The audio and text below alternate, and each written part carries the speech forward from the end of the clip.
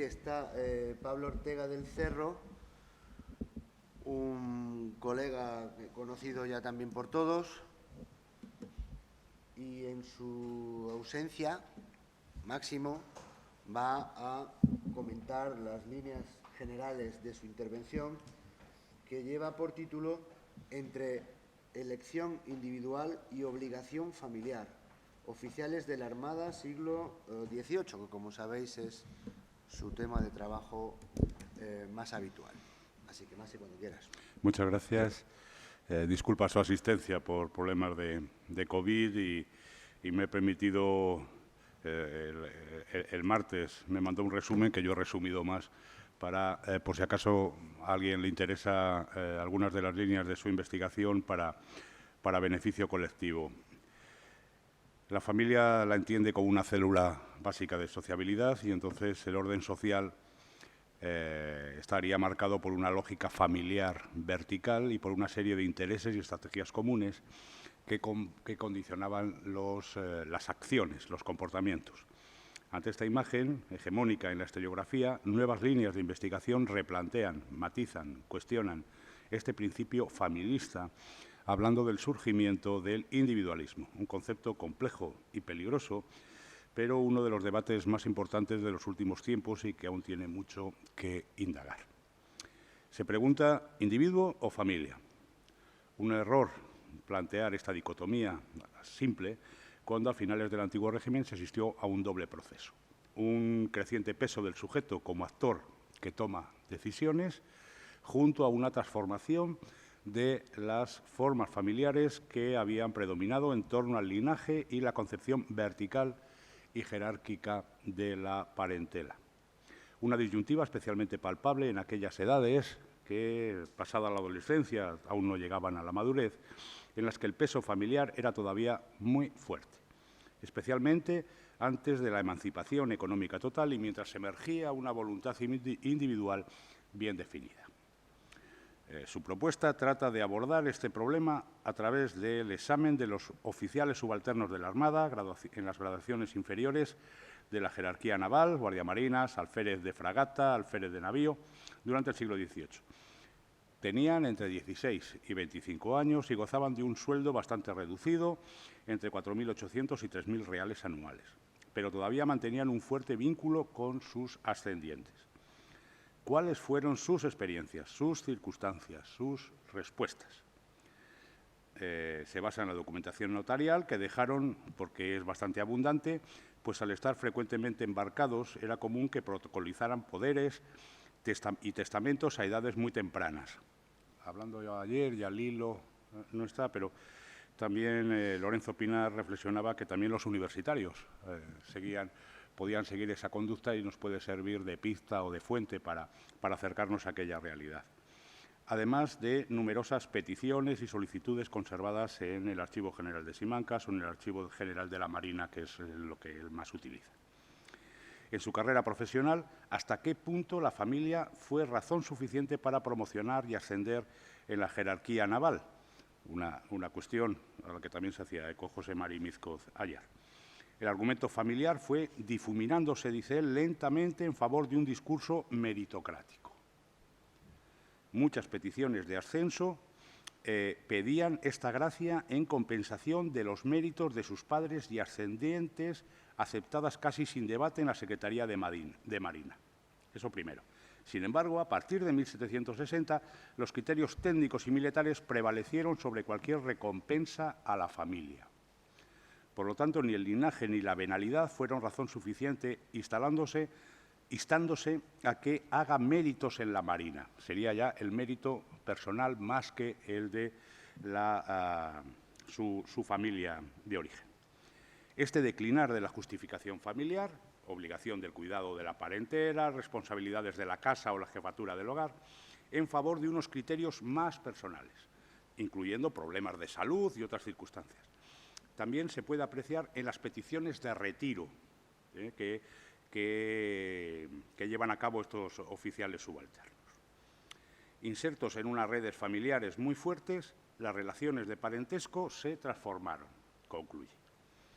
el automatismo de dejar herencias, legados y poderes a la línea central de la familia, interesados en reforzar y retroalimentar la línea central del linaje, dejando como herederos a sus hermanos mayores y llamados a seguir la línea de la primogenitura, se fue difuminando durante la segunda mitad del siglo XVIII. Cuando los oficiales más jóvenes carecían de herederos forzosos, nombraron como sucesores universales a hermanos, viudas y solteras especialmente, hermanos menores, a hermanas, viudas y solteras especialmente, hermanos menores, no primogénitos, sobrinos o primos.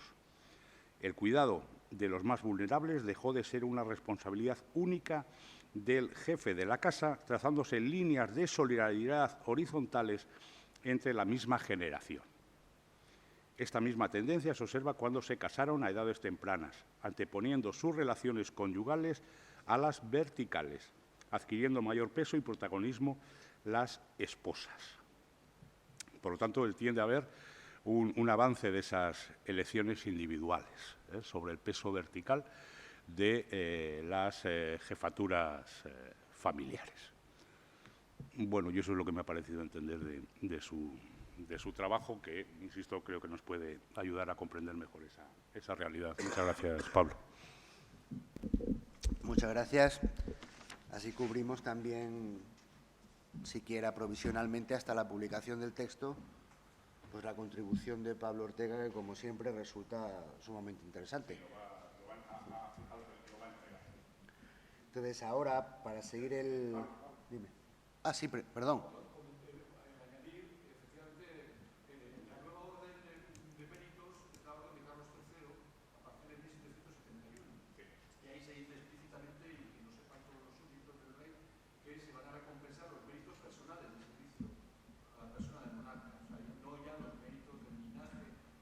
Sí.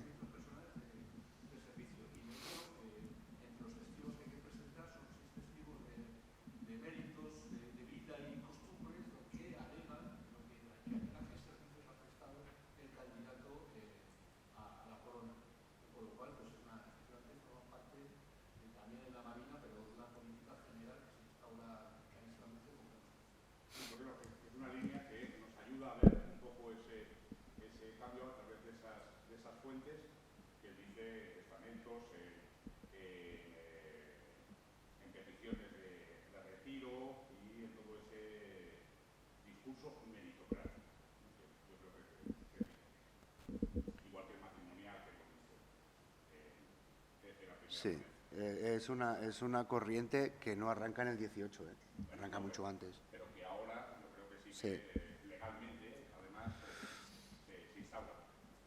Los concursos, las organizaciones, las instituciones, los concursos de mérito, etcétera, tienden a individualizarse o a pedir responsabilidades individuales.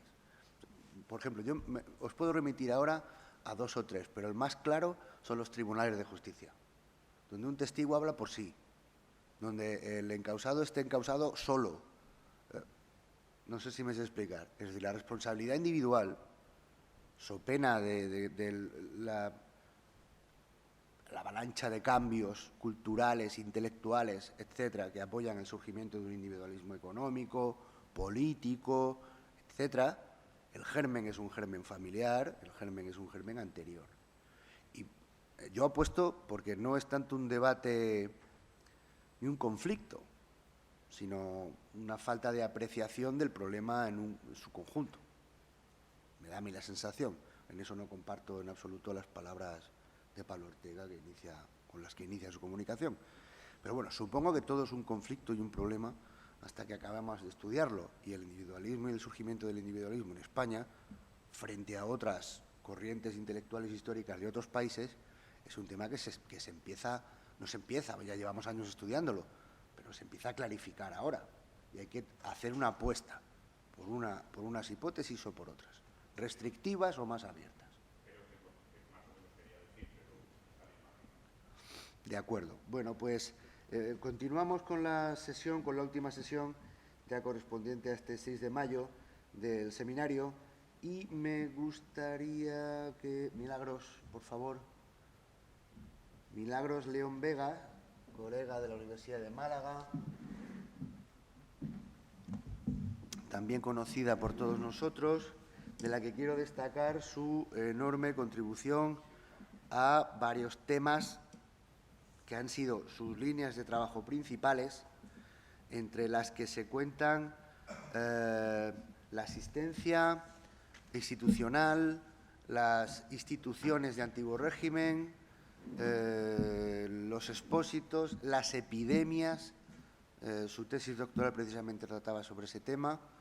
Más recientemente, una aproximación a la nupcialidad y a la segundanupcialidad a través tanto del estudio numérico, cuantitativo, demográfico en el que se desenvuelve bien, como desde el punto de vista más emocional, cultural, digamos, o conceptual, que ha desarrollado últimamente con idas y venidas a la demografía histórica muy interesantes. Así que cuando quieras, Milagros, tienes la palabra. Gracias, Pablo. Buenos días.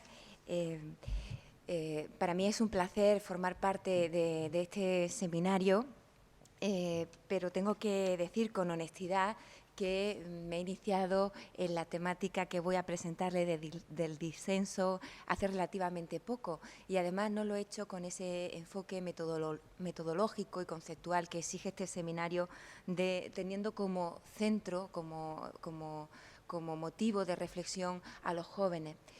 Ciertamente los disensos vienen a través o son consecuencia de esa real pragmática y que estipula que el pater familias tiene la posibilidad de vetar el matrimonio de sus vástagos si son menores de 25 años. Entonces, indirectamente o directamente, pues la juventud está presente en esos conflictos matrimoniales que estoy analizando.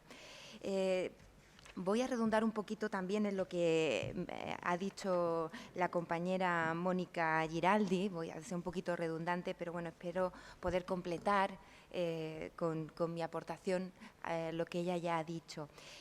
Los objetivos que pretendo son los que ya he leído un poco referenciando. Es aportar una nueva mirada de análisis hacia la juventud desde los conflictos paternofiliares que se dan en el ámbito jurídico a partir de la Real Pragmática de 1776.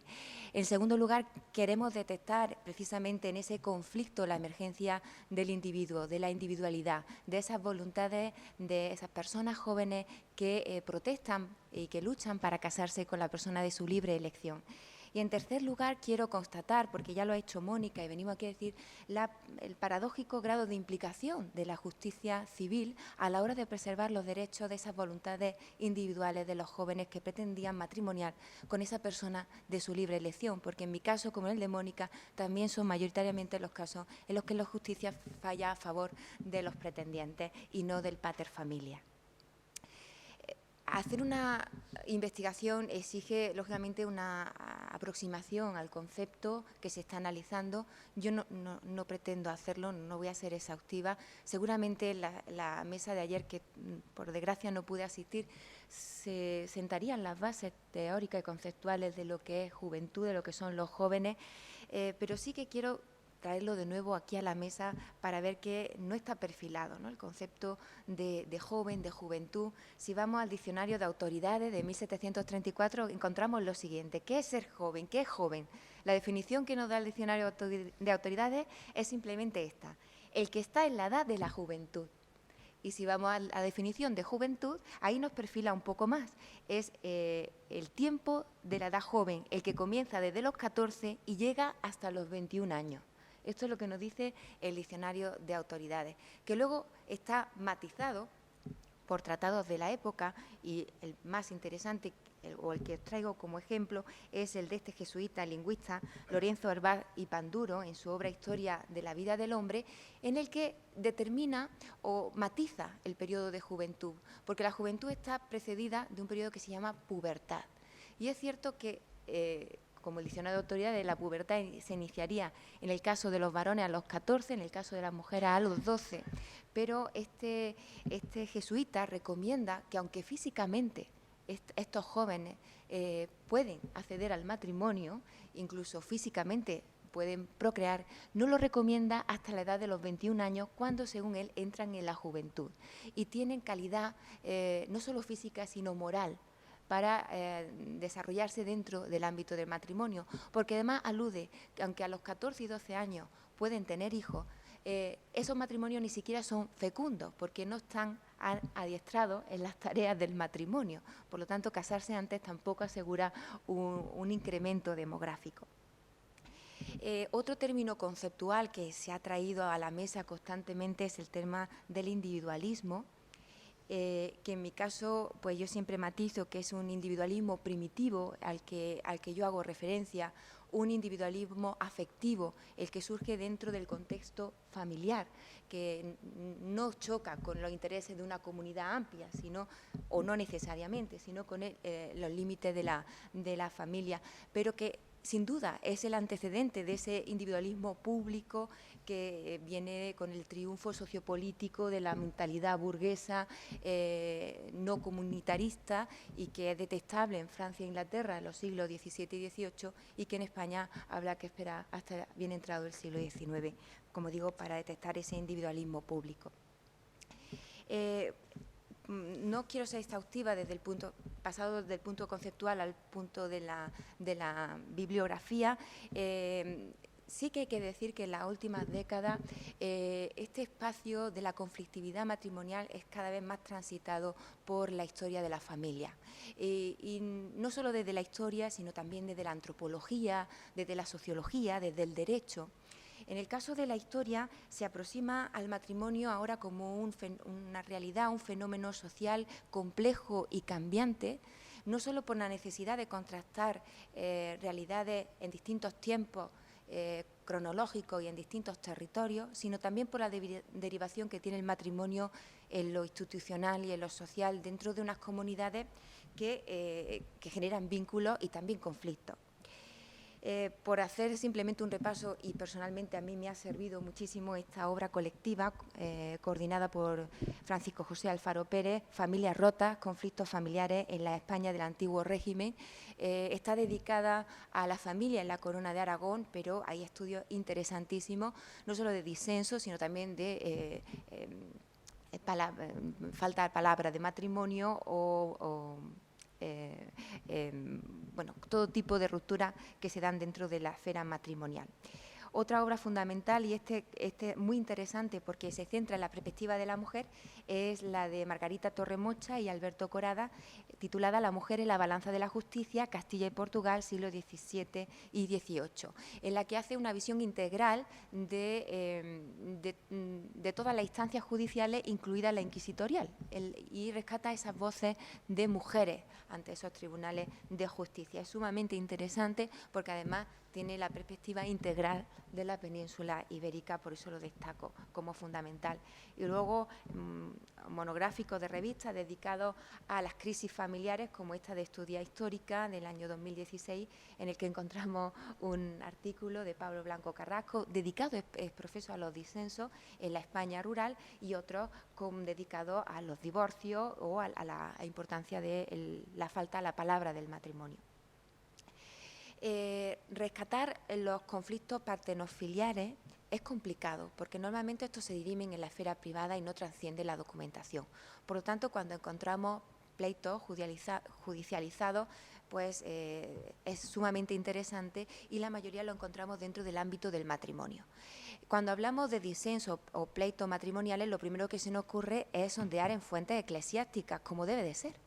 Porque la Iglesia, porque no hay que olvidar que el matrimonio es un sacramento, y la plena potestad para dirimir en conflictos matrimoniales lo tiene la Iglesia católica. De ahí que lo primero que tenemos que hacer es ir a la fuente eclesiástica, y en este caso, pues en mi caso, tendría que empezar por la diócesis de Málaga, donde concretamente tenemos una sección dedicada a expedientes matrimoniales que están comprendidos entre los años 1774, como ven ahí, 1899. Pero yo, sin embargo, este estudio lo he centrado en los pleitos que se conservan en la justicia civil, concretamente en el Alto Tribunal de la Chancillería de Granada.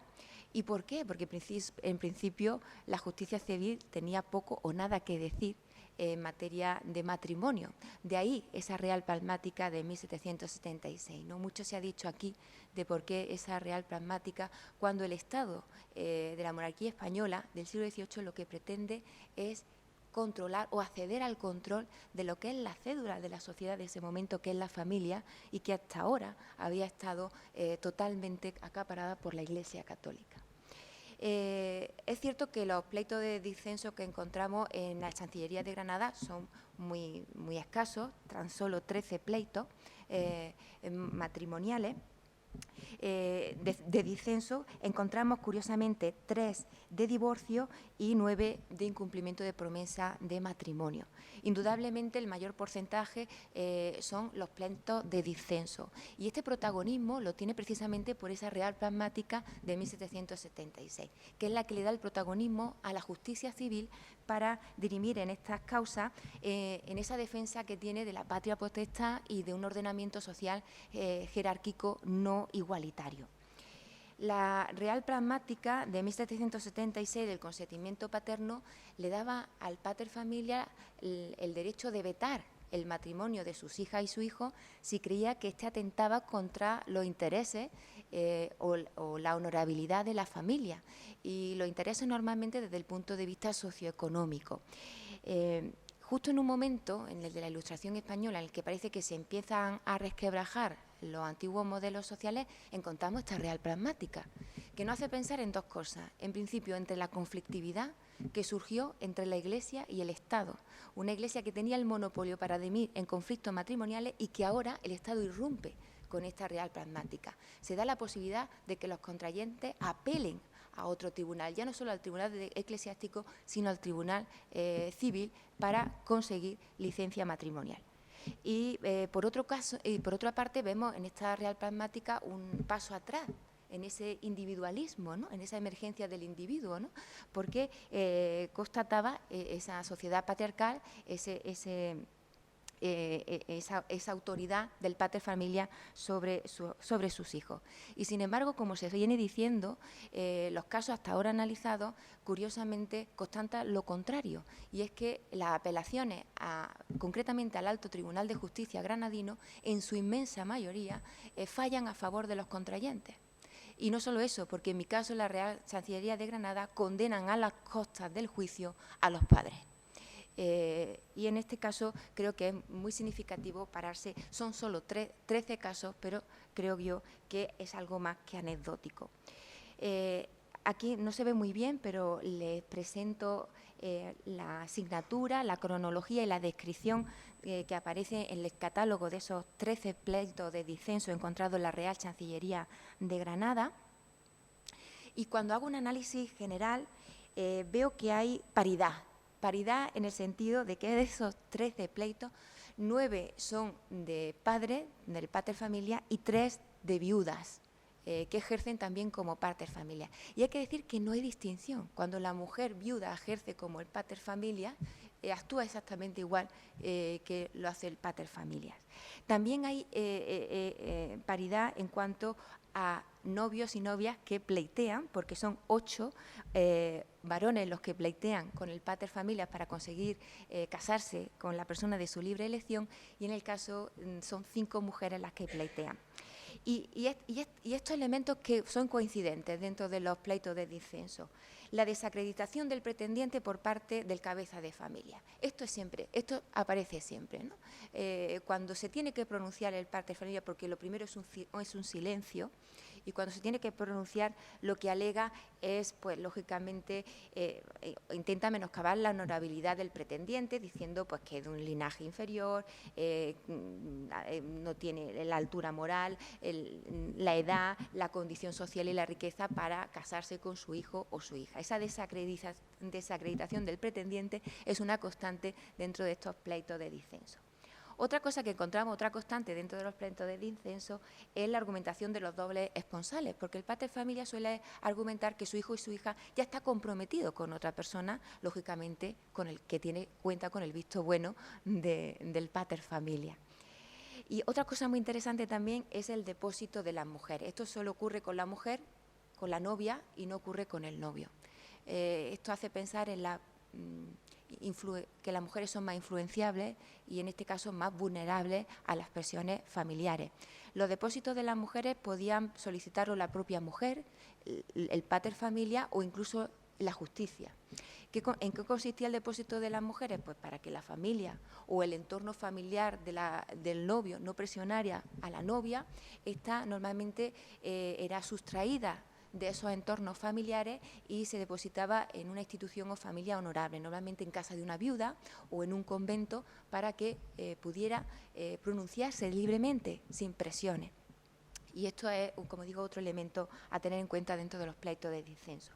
Y otra cosa también a tener en cuenta en los pleitos de disenso, y cuando se ha dicho aquí que quedan, que no se resuelven, hay que tener en cuenta la retracción matrimonial. Y es que en el momento en el que la mujer, no el hombre, pero la mujer decide desistir de su empeño en contraer nupcias con alguien, el juicio queda finalizado. Esto ocurre siempre en el caso de las mujeres. Y yo traigo dos casos simplemente para ilustraros sobre lo que he dicho. Uno es fascinante, con 100 páginas. Esto es de novela. María Antonia Jiménez pleitea con su padre, más bien el padre alega ante la justicia. Este pleito inicia en 1790, pero es anterior. María Antonia Jiménez vive en Antequera, se enamora de Rafael Blanco, que tiene una curtiduría, es curtidor, y pretende casarse con él. En ese momento, el que para las nupcias es el abuelo materno, que es Diego Fernández Castañeda, regidor perpetuo de la ciudad de Antequera. Pero no sin conflicto, porque entran los novios a la casa, la madre, la abuela materna de María Antonia padece epilepsia y nos cuentan las fuentes judiciales que falleció a causa de esa irrupción. El caso es que María Antonia es sustraída de Antequera, se va con su familia a Cabra durante 4 años. Y allí parece entablar relaciones con otro pretendiente, Joaquín de Aranda, que cuenta con la aprobación del pater familia.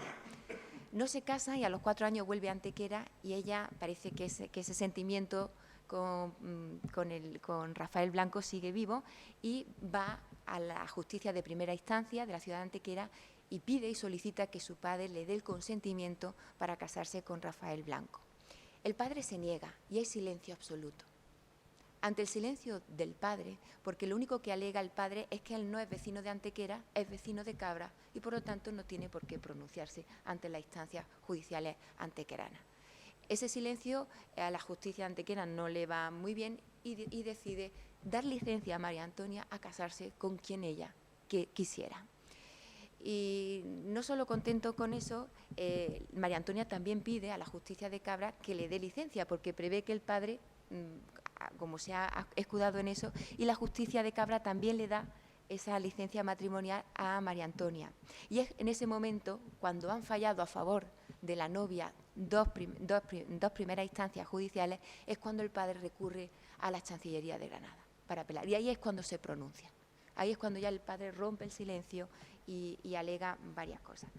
Bueno, hay que decir que en este caso, como es tan jugoso, la propia María Antonia vemos como firma y solicita ese depósito, porque está siendo presionada por parte de su familia y pide a la justicia de Antequera que le ponga en un lugar seguro y lo expresa de esta manera. Otro sí respecto a que me temo que el dicho mi padre, con noticia de esta pretensión, me extraerá de esta ciudad u ocultará donde no pueda usar de mi natural libertad para que no lo practique así, a vuestra señoría suplico se sirva mandar, se le haga saber que de ningún modo proceda a la dicha extracción y ocultación, antes bien dejándome en toda libertad, sin vejarme ni molestarme, apercibiéndole que de lo contrario se procederá por vuestra señoría a tomar las providencias convenientes, que así es de justicia que pido ut supra. Una mujer menor de 25 años, que sabe firmar, pide a la justicia que se le dé derecho a decidir en plena libertad. Y esto queda no solo declarado por ella, sino además firmado. Y así lo cumplen, ¿no? María Antonia llevada a casa de una viuda para que esté libre de esas presiones. Cuando se apela al Tribunal de Justicia de Granada, el padre no tiene más remedio que pronunciarse y lo que alega es lo que venimos diciendo, ¿no? Esa desigualdad económica, porque Rafael Blanco era dueño de una curtiduría, pero su hija era heredera de un gran patrimonio familiar, era hija única y era heredera de un gran, como digo, de una fortuna considerable. Y luego además dice que ya había concedido la mano de su hija al pretendiente que estaba en Cabra, a Joaquín de Aranda. Y además lo bueno de estos pleitos es las pruebas y las cartas, porque tenemos las cartas de este Joaquín, de este pretendiente de Cabra, que las presenta. Pues yo tengo cartas en las que ella me declara su amor y además cartas de complicidad de la que sería mi suegra. En este extracto, y lo traigo al hilo porque ahora les voy a presentar un proyecto muy interesante que está en marcha, poniendo en valor esas cartas dentro de los juicios. En este caso, la novia escribe al pretendiente Cabra diciendo: tú lo que has de hacer es no hacer caso de nada que te digan, así de ti como de nosotras, de ella y su madre. Déjalos de esta, en su hora a nosotros nos llegará la nuestra. Ellos se van a gloria que hasta de escribirnos nos han quitado. Paciencia, que Dios querrá que este tiempo se acabe. Yo no quiero fiarme de nadie, pues toda esta gente es una. Para calmar al novio, porque él tiene un poco de inquietud, decir: yo no estoy seguro de que tú a mí me quieras y que esto vaya a llegar a este matrimonio a buen puerto. Y no solo contento con eso, también le escribe la suegra, o la que sería su suegra. Dice: señor don Joaquín, yo estoy mala por lo que no pude ir a la calle de los Huertos. Era un poco la confidente, ¿no?, que traía las cartas. Y me ha dicho mi hija que vuestra merced se ha sentido mal. No sé de qué naca su desconfianza, que dando en todo se da palabra de ser suya, y más estando yo de por medio, ¿no?, estando la suegra de por medio. El abogado de María Antonia lo que dice es que el que el padre haya comprometido la mano de su hija con otra persona no ha lugar en este pleito. En este pleito lo que se pide es que se pronuncia acerca del matrimonio con Rafael Blanco y tiene la obligación de pronunciarse sobre ello, y lo que hay que tener muy presente es que la Real Pragmática o la legislación de la época veta matrimonio, pero no obliga, nunca se fuerza el matrimonio. La ley veta, pero no obliga al matrimonio. Y esto siempre hay que tenerlo presente. Esta es la defensa que hace el abogado de María Antonia, y al final lo que hace la Chancillería de Granada es fallar a favor. Los 13 pleitos que hay en Chancillería de Granada son a favor de los novios. A favor. ¿Pero por qué pasa esto? La mayoría no llegaban a la Chancillería de Granada, se dirimían en primera instancia, y de esto no tenemos constancia. Lo que vemos es que la Chancillería de Granada está en plena sintonía con los tribunales de primera instancia. No contradice lo que se ha dicho en un tribunal de primera instancia, o al menos este es el caso que yo he constatado. Hay una coherencia por parte de lo que se dice en Antequera y en Cabra con lo que luego confirma la Chancillería de Granada. Es simplemente por que se alinean para no contradecirse, ¿no? Y son 13 casos los que llegan, ¿no? No se puede decir que sea un instrumento a favor de los matrimonios libres y de libre elección, pero sí que una cierta homogeneidad judicial, porque esto se está poniendo en marcha, ¿no? Porque el Estado quiere tener protagonismo en el matrimonio y quiere articular una cierta coherencia, o al menos esto es lo que yo veo. Otro caso que les traigo, en este caso es una viuda, Leonor María Recena y Pastor, viuda de Bernabé Morillo, que es madre y curadora de sus menores hijos, Francisco, Juan, María, Jerónima y Josefa, 5 hijos, y uno de ellos quiere casarse con Antonia María Vicenta Soriano. Este expediente es muy escueto, no tenemos cartas ni la riqueza del otro expediente, mucho más breve, y lo pongo aquí, no incluye correspondencia. Lo único que se dice es que Francisco alega que su madre siente repugnancia por el matrimonio que él pretende contraer. Son la palabra de repugnancia. La madre no se pronuncia, y es cuando el concejo de Bailén le da el consentimiento al hijo para casarse, es cuando ella apela a la Chancillería de Granada y solicita que se le deniegue al expresado hijo su licencia para casarse. Y finalmente la Chancillería hace lo mismo que el caso anterior, se alinea, está en consonancia con los tribunales de primera instancia y dice efectivamente que tiene ese veto no ha lugar, y que Francisco tiene derecho a casarse con la persona de su libre elección. Y traigo esto, o la riqueza de un expediente y otro, porque buceando en Internet se encuentran cosas maravillosas y proyectos de investigación maravillosos que quizá conozcan, yo no lo conocía. Este es un proyecto financiado por el Consejo Europeo de Investigación al Centro de Lingüística de la Universidad de Lisboa. Se llama así, Postscriptum, Archivo Digital de Escritura Cotidiana en Portugal y España en la Edad Moderna. ¿Cuál es la finalidad? Pues transcribir cartas privadas que están en los tribunales de justicia, tanto civiles como también inquisitoriales. Lo describe así en la página, pues se ve muy pequeño, pero en ese párrafo inicial se presenta el proyecto de la siguiente manera. Tiene como finalidad recoger y publicar cartas particulares escritas en portugués y en español durante la Edad Moderna, desde el siglo XVI hasta el primer tercio del siglo XIX, por personas pertenecientes a diferentes estratos sociales. Estas cartas, en su mayoría inéditas, sobrevivieron excepcionalmente al cruzarse las vidas de sus autores con los medios de persecución tanto de la Inquisición como de los distintos tribunales civiles y eclesiásticos institucionales que solicitan hacer uso de la correspondencia privada como prueba de los delitos que estaban siendo juzgados. Pues bien, esta página tiene un buscador en el que se pueden hacer distintos filtros y consultas. Yo, lógicamente, no lo he trasteado mucho, solo he puesto matrimonio, pero me ha arrojado hasta 50 cartas. Y les traigo una de ellas para que vean. En este caso, pone 1782 cartas de María Antonia Gimbernat para Bernardo Galli. María Antonia Gimbernat informa a Leonardo Galli de las presiones paternas y la posibilidad de ser desheredada como consecuencia de su relación, así como de su firme intención a casarse con él.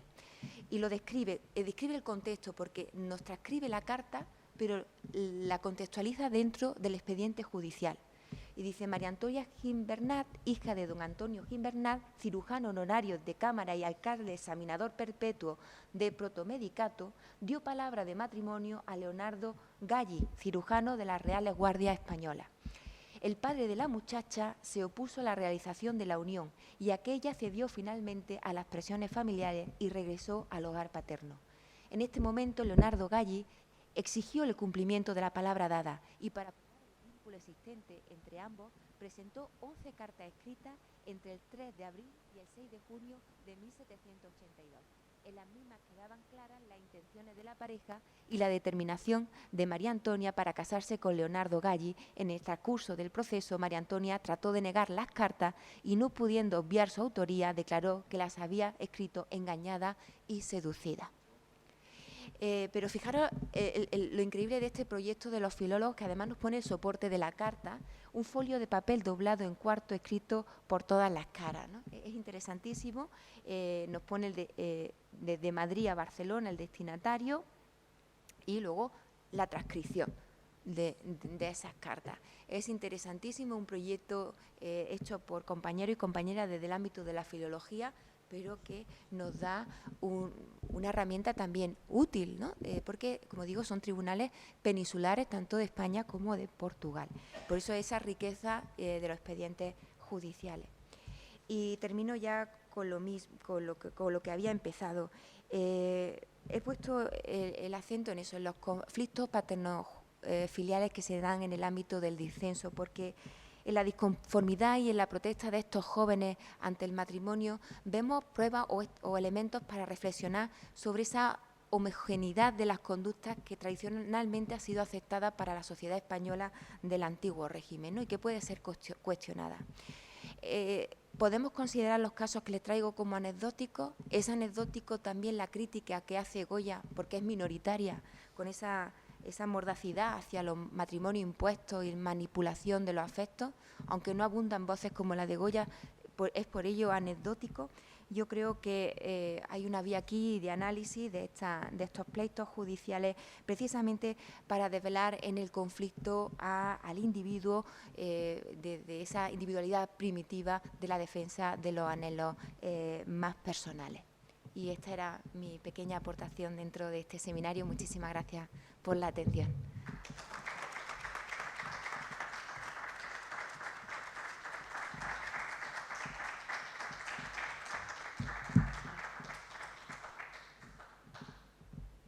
Gracias, Milagros. Yo propondría que hiciésemos todo el debate al final.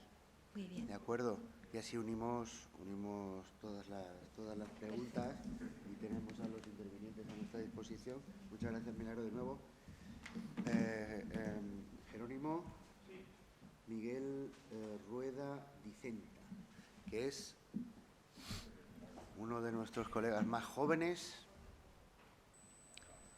nos va a presentar una comunicación sobre la juventud masculina y corporativismo de élite en la crisis del antiguo régimen murciano. Bueno, es la cronología. Muy bien. No sé si aparece.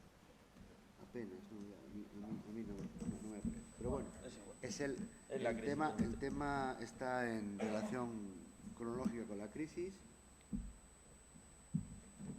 de manera que interven cuando quieras. Sí, Tienes un poquito más de tiempo del indicado si quieres. Tenía pendrive, me lo envía por correo, entonces lo voy a abrir aquí. La presentación.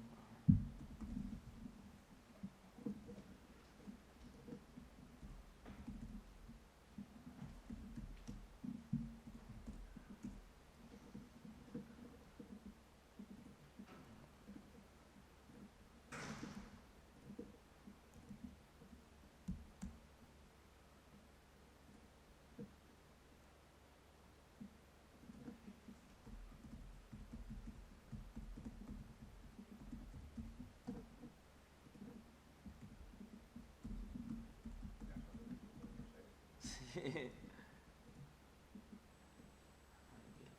Vale.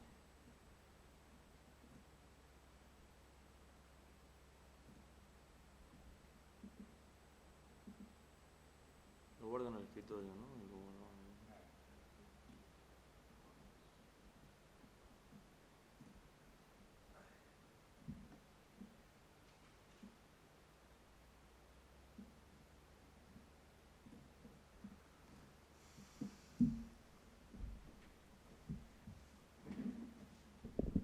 Uy.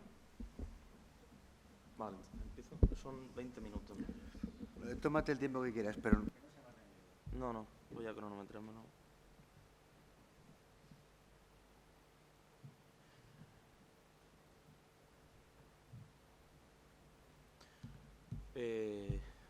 Buenos días, mi nombre es Jerónimo Rueda Dicenta y vengo a hablar de juventud masculina y corporativismo de élite en la crisis del antiguo régimen murciano.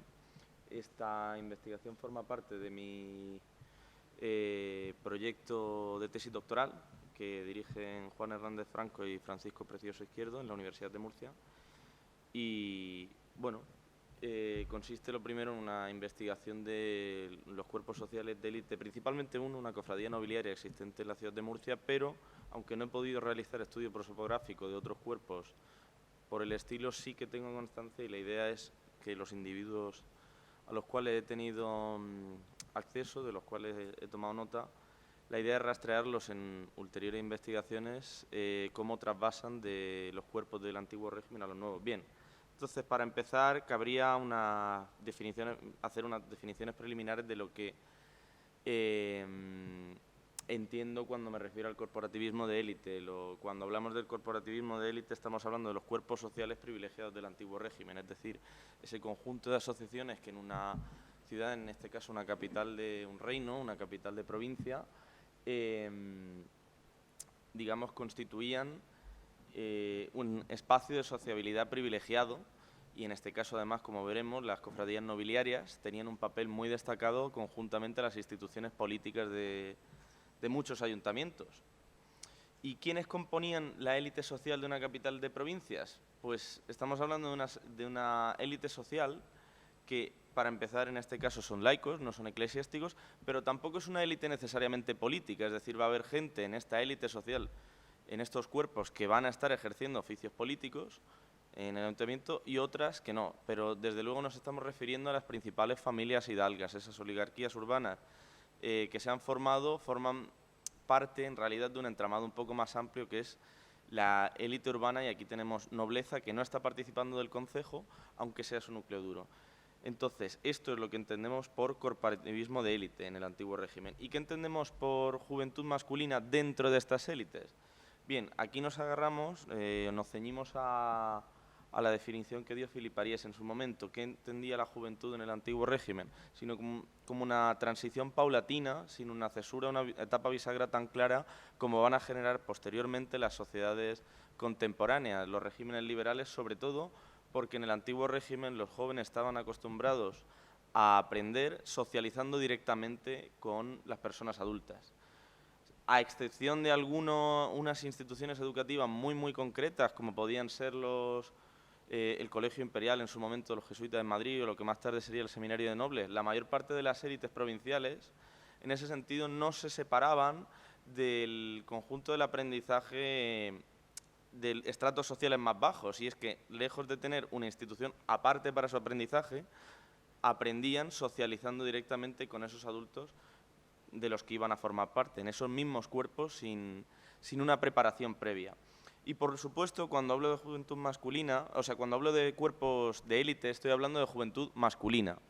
No voy a abordar un análisis de los roles de género, de lo que es la masculinidad del antiguo régimen, porque con mucho excedería los límites de este trabajo, y en esta sala seguramente hay gente como mi compañero Juan Pedro que podría darnos muchas mejores claves, pero desde luego cabe decir que son cuerpos completamente masculinizados. Las mujeres tienen su papel en la entrada de los cofrades, en las cofradías nobiliarias, pero son cuerpos masculinizados, y la masculinidad en el estamento nobiliario va de la mano siempre de la virtud. Y la virtud, no lo olvidemos, en latín es en cualidad del vir, del varón. La virtud solamente corresponde en la visión patriarcal a los varones.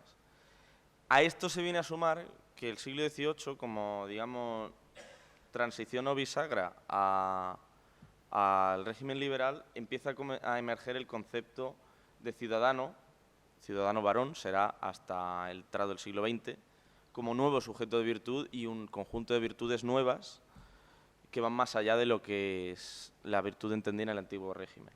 ¿Y quién pone este debate por primera vez en la mesa? Pues el debate de la juventud irrumpe socialmente con la Revolución Francesa. Justamente, ayer, como mencionaba en un comentario el profesor Orimiz Cotbenza, la Revolución Francesa supone por primera vez también un choque entre bandos dentro de una misma generación, como son los sans-culottes, con una estética, y la jeunesse dorée, de los reaccionarios de Thermidor, pero son en todo caso bandos juveniles que están por primera vez poniendo el tema sobre la mesa. ¿Por qué? Porque además coincide con la forja de lo que en el liberalismo será lo político, culturalmente es la forja también de lo que algunos han llamado la primera generación juvenil de la historia cultural, y la generación romántica. No nos olvidemos que hay movimiento, digamos, obras literarias como Las cuitas del joven Werther de Goethe, generan un movimiento juvenil cultural hasta el punto de llevar al suicidio a mucha gente. Y ahora veremos más adelante, a partir de unos periódicos del trienio liberal, que en España, sin llegar a los tintes de radicalidad de la Revolución Francesa, podemos hablar de que en la Revolución Liberal Española existe una juventud exaltada que cumple un papel político.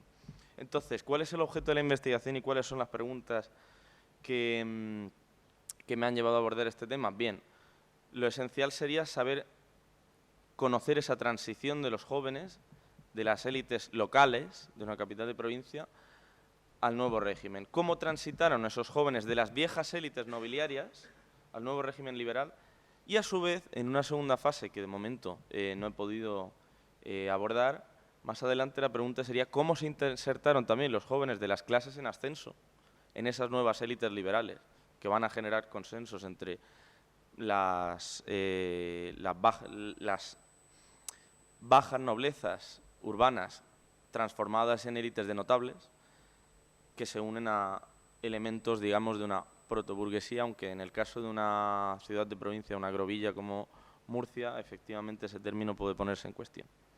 Entonces, para hablar del corporativismo de élite antiguo regimental en Murcia, nos ponemos en el foco de lo que eran las cofradías nobiliarias. Tengo conocimiento de la existencia de al menos 3 cofradías nobiliarias, y por cofradías nobiliarias no entiendo solamente aquellas en las que estuviesen miembros notables de la nobleza como cofrades, sino que sus constituciones, sus reglas, estipulaban la necesidad de ser hijodalgo de sangre para pertenecer a ella. Hay cofradías pseudonobiliarias en Murcia, por ejemplo, la de San Pedro Mártir de Verona se jactaba de tener grandes cofrades entre los notables de la ciudad nobles, pero no lo exigía en sus constituciones. Así tanto también, por ejemplo, la Hermandad del Carmen de Vélez Rubio. Pero de momento, por constituciones, solamente tengo constancia de 3. La Cofradía de Santiago de la Espada, de la ciudad de Murcia, la Cofradía del Cristo del Socorro, de Cartagena, y la Cofradía de San Salvador de Alcaraz. Bien, de la Cofradía de San Salvador no tengo constancia, digamos, de la presencia de la juventud. No he podido abordar una investigación sobre el papel de la juventud dentro de ella. Tengo voy a dar unas pinceladas de la importancia que le da a la juventud la Cofradía del Socorro de Cartagena, y luego paso a hacer un estudio de las admisiones de cofrades a la Cofradía de Santiago de la Espada de Murcia. Bien, lo primero que hay que decir, la Cofradía del Cristo del Socorro de Cartagena la fundió Pedro Manuel Colón de Portugal, duque de Veragua, en 1691, a raíz de una curación milagrosa que sufrió su hijo cuando pasaba el Cristo del Socorro, el Cristo Moreno, de Cartagena, y decidió fundar una cofradía nobiliaria, el que era además capitán de la escuadra de galeras, por la residencia que a partir de época de Carlos II tenía esta escuadra en la ciudad de Cartagena. Y entonces funda una cofradía nobiliaria con solo 33 cofrades, muy restrictiva, muy elitista. En el caso de Murcia no conocemos el límite exacto, porque el problema es que en la de Murcia no tenemos las constituciones, pero sabemos que sobrepasaba este límite. En Murcia, en los años 70 del 18, tenemos 39 cofrades. En Cartagena no se podía sobrepasar el límite de 33, y además estaba restringido el número de cofrades por cada familia. Tenían que ser 1 o a lo sumo 2. ¿Y qué es lo que nos dicen las constituciones del Socorro? Que esa entrada estaba limitada por la edad, y la entrada era a partir de los 14 años. Ahora bien, se indica específicamente que esos cofrades que entran a los 14 años no van a tener derecho a voto en los cabildos de la cofradía hasta los 18. ¿Por qué? Porque carecen del sentido del bien y del mal para la República. Entonces tienen que educarse, precisamente en esa socialización directa de la que hablaba Philippe Ariès con otros cofrades, con otros miembros de mayor edad, para adquirir ese sentido de la virtud y del bien para la República. Bien, entonces, de las constituciones de Cartagena no hemos podido realizar un estudio prosopográfico, solamente conocer sus constituciones, y de Murcia nos ocurre lo contrario. No conservamos de la Cofradía de Santiago de la Espada constituciones, hasta donde yo sé, pero de la dinámica de sus cabildos de finales del 18, que hay un legajo importante en el Archivo Municipal de Murcia que cubre la cronología entre 1771 y 1821, se pueden inferir ciertas condiciones. En primer lugar, se repite constantemente a lo largo de las actas que la cofradía está compuesta de caballeros hijos de algo notorios, de sangre, y que los requisitos de entrada es, en lugar de la prueba de nobleza, lo que se va a exigir es tener ascendientes mayordomos, que hayan sido mayordomos o cofrades de Santiago. En teoría, porque se iría retrotrayendo la pertenencia hasta la misma fundación de la cofradía en el año de 1500, según un acta. O en su defecto, quien no fuese familiar de un mayordomo de Santiago, que no descendiese de uno de ellos, podía entrar a condición de ser caballero de cualquiera de las órdenes militares aprobadas por su majestad. La cofradía de Santiago elegía 2 mayordomos anualmente, y uno tenía que ser un regidor del Ayuntamiento de Murcia y otro un caballero de afuera, es decir, un miembro de esa élite social hidalga que no pertenecía a la oligarquía municipal. Y esa elección anual era ratificada periódicamente por el Ayuntamiento en su sesión de elecciones de la víspera de San Juan. La unión era tan estrecha que los cabildos se celebraban en la misma sala capitular, donde los regidores y los jurados se reunían en el Ayuntamiento, y en todas las ceremonias públicas que la ciudad de Murcia celebraba estaba presente junto a ella, quiero decir, en la fiesta del Santo Apóstol Santiago, pero también en las proclamaciones reales, la Guardia del Real Retrato.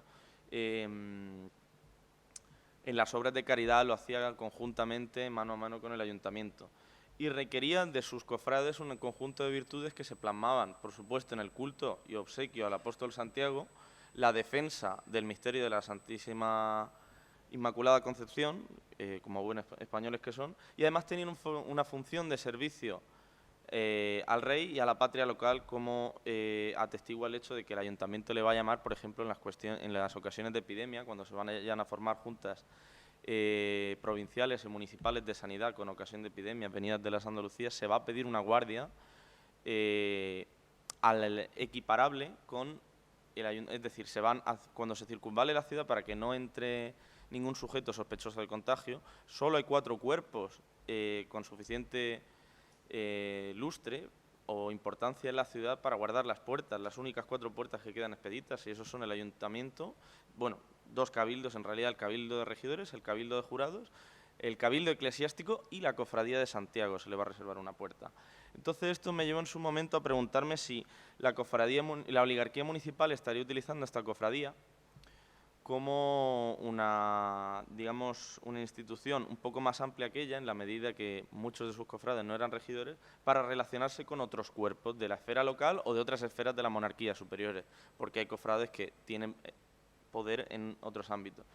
Pero más bien yo diría que después de un análisis pormenorizado, hablaría que son cofradías muy estrechas, son círculos de sociabilidad que interseccionan, pero no es que uno sea más poderoso del otro y que utilice al segundo como medio de contacto con otras esferas, y la propia cofradía tiene sus requisitos en sus estatutos y hay nobles que se van a quedar fuera. Por ejemplo, el regidor Nicolás Arcaina, entre 1784 y 1788, presenta instancias hasta 5 y 6 veces a la cofradía para entrar solicitando su entrada como cofrade, alegando que sus antepasados eran mayordomos, y pese a ser regidor del ayuntamiento, que eran la mitad de los cofrades, se le deniega la entrada porque no hay constancia de que esos familiares, esos ascendientes suyos, que en teoría habían sido cofrades y mayordomos de Santiago, lo fueran. Al no poder demostrarlo, Arcaina se queda fuera a perjuicio de su honor. Entonces, ahora ya centrándonos en el papel de los jóvenes, vamos a ver brevemente lo que fue el proceso de admisión. En primer lugar, se mandaba un memorial de solicitud.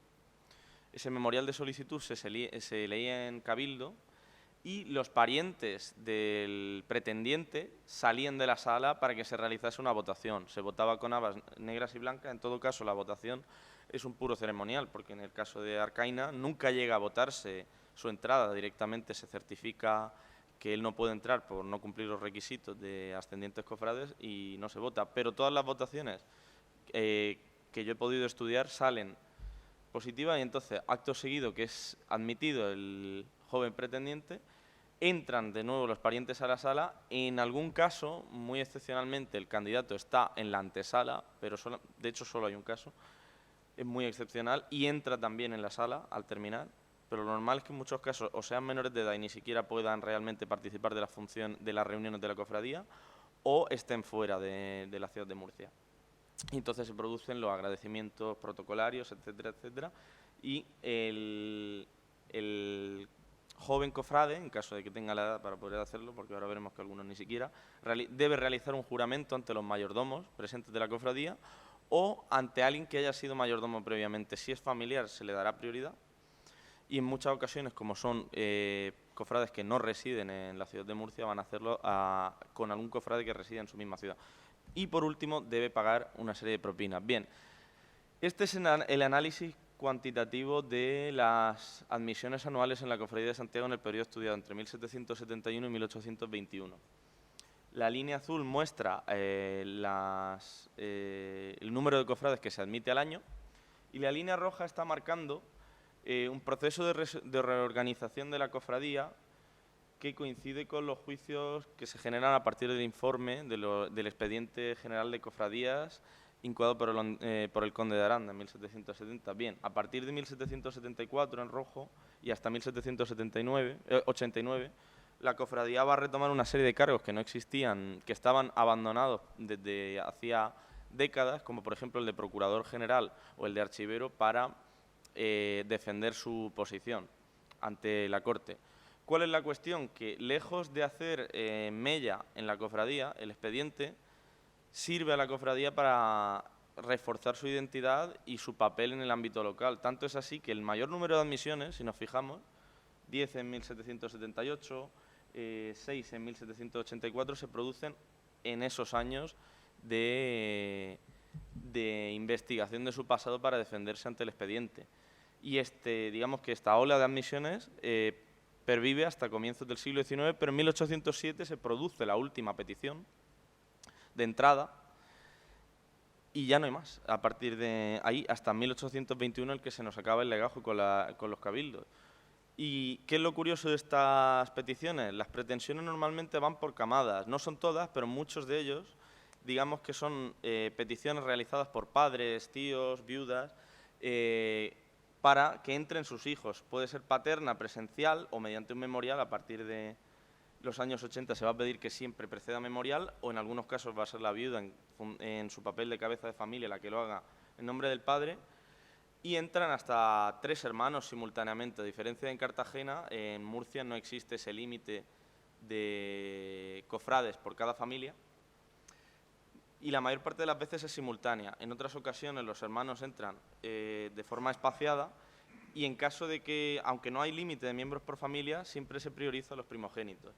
No voy a ahondar en todos porque son muchísimos las admisiones, pero aquí tenemos algunas de esas camadas más importantes. Entonces, cuando suelen venir de 2 en 2 o de 3 en 3, observamos que son muy pequeños, son niños de hasta 3 años o de menos de 3 años, en algún caso en el que no he podido averiguar la edad, en que los padres solicitan su entrada desde su más tierna infancia, aunque no van a poder participar de las reuniones, evidentemente. Excepciones a esto son, por ejemplo, la entrada de José Moñino y su hermano Francisco Moñino, que son ya, pues, uno es secretario de Estado y el otro está en el Consejo de Castilla en el momento de la solicitud, pero eso, en mi opinión, tiene más que ver con la defensa de la cofradía ante la monarquía por el expediente.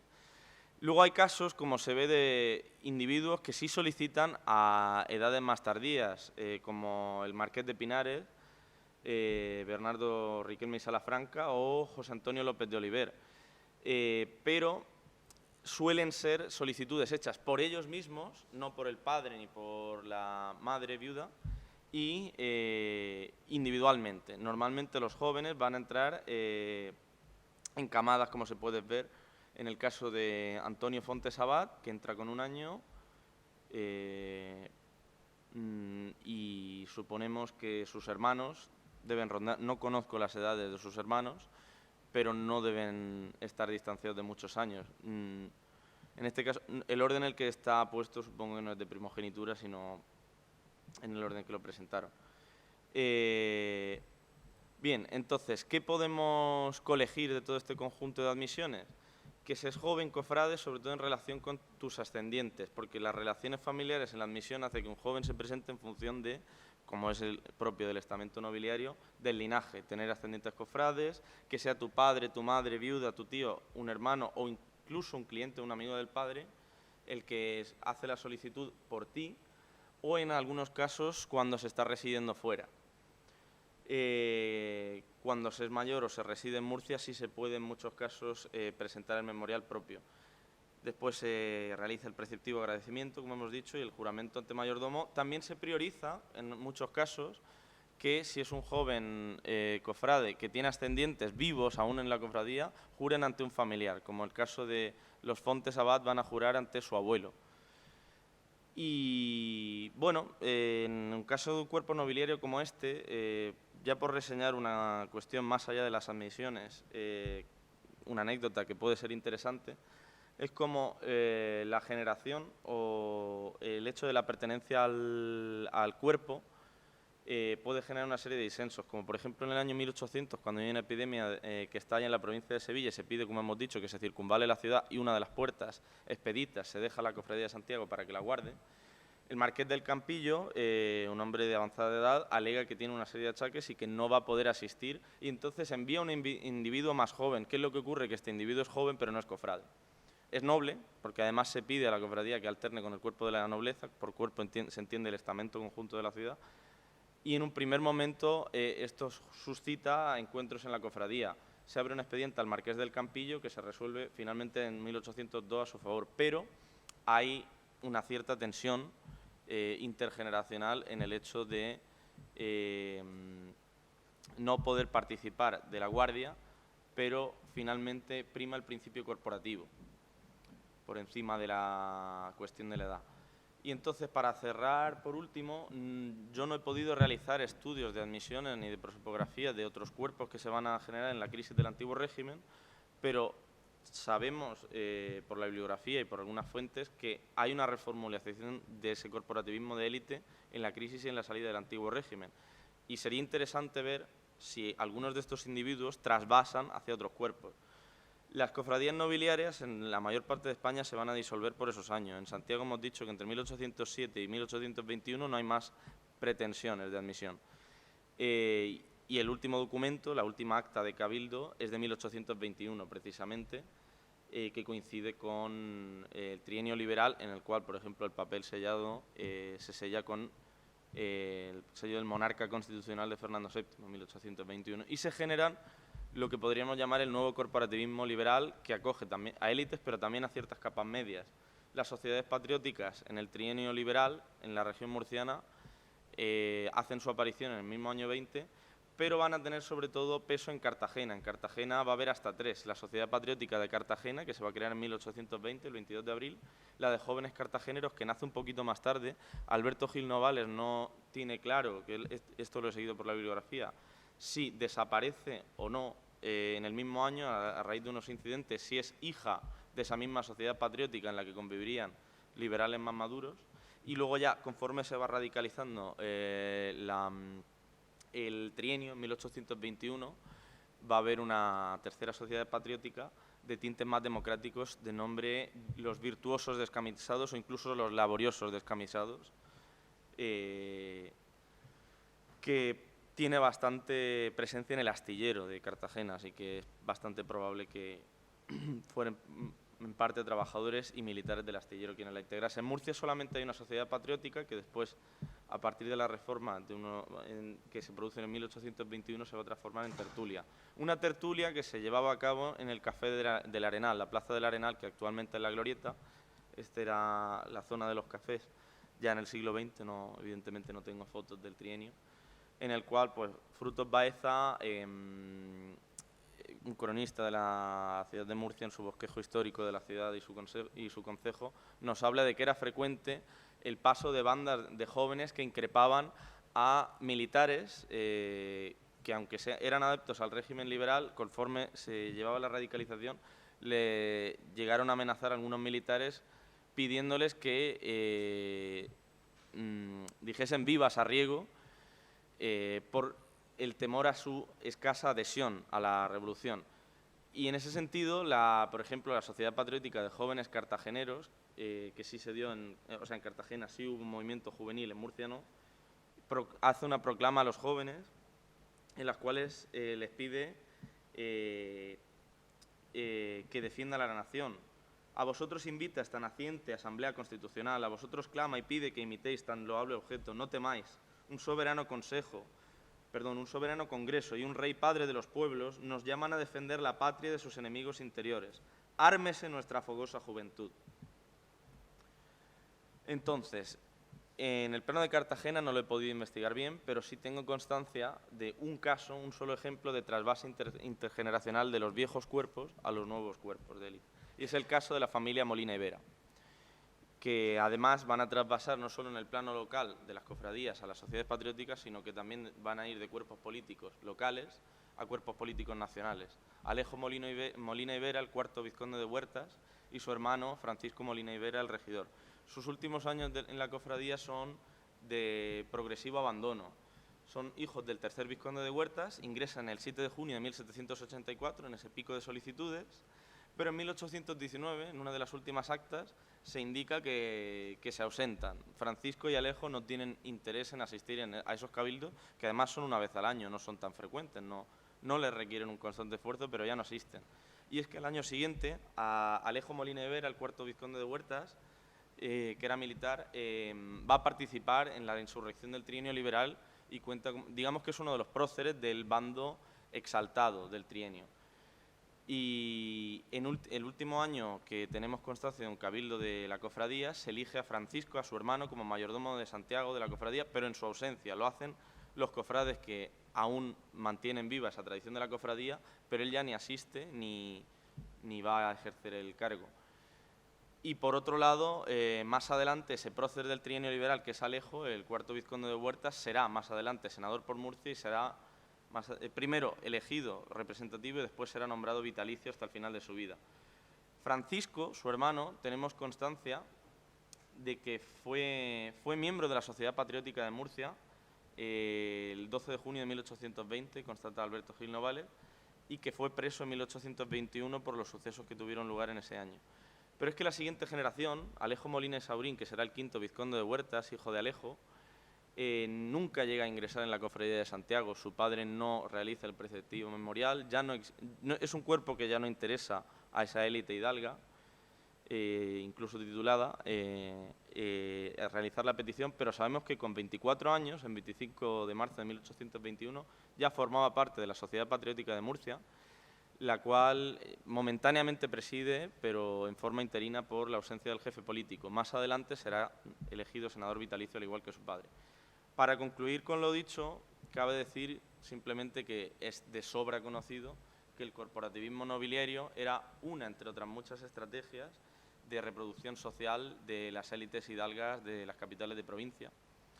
Y esos cuerpos nobiliarios, en este caso cofradías, podríamos hablar de maestranzas, podríamos hablar de los propios concejos, pero en este caso no hemos estudiado, eran un espacio de inserción de los jóvenes en esa carrera de las élites donde ingresaban a temprana edad para socializar directamente con los adultos.